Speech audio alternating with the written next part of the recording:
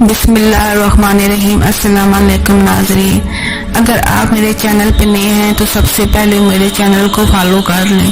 آج میں آپ کو مولا عباس علیہ السلام کے ایک موضوع کے بارے میں بتاؤں گی۔ یہ موضوع ندیم سرور صاحب کی زندگی میں پیش آیا۔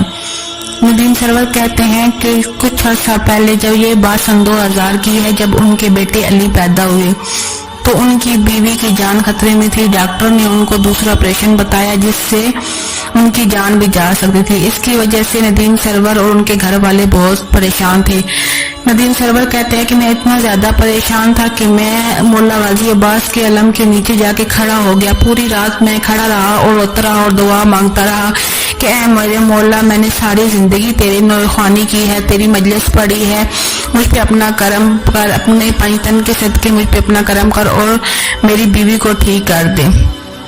وہ کہتے میں پوری رات کھڑے ہو کر جب یہ دعا مانگتا رہا، جب میں صبح اپنی بیوی کے کمرے میں گیا تو میں کیا دیکھتا ہوں کہ کچھ ہی دیر میں ڈاکٹر آتے ہیں۔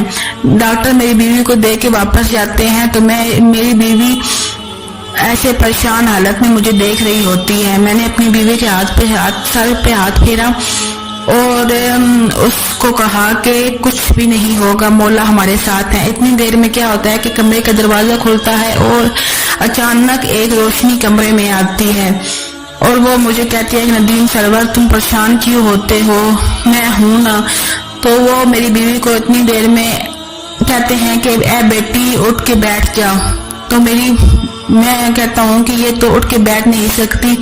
اتنی دیر میں وہی روشنی، وہی بزرگ آ کے میری بیوی کے سر پر ہاتھ پھیرتے ہیں تو اس سے میری بیوی بالکل ٹھیک ہو جاتی ہیں اور وہ خود بخود اٹھ کے بیٹھ جاتی ہیں۔ جب میں نے مڑ کے دیکھا تو میرے سامنے ایک انسان کھڑا تھا جس کا چہرہ اتنا روشن تھا کہ اس روشنی میری آنکھوں میں لگ رہی تھی۔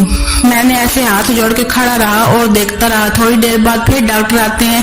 جب وہ آپریشن کے لیے کہتے ہیں تو میں ان کو کہتا ہوں کہ ابھی جو میں دیکھ رہا ہوں وہ تم لوگ نہیں دیکھ رہے، اس لیے ابھی تم لوگ تھوڑی دیر کمرے سے باہر چلے جاؤ۔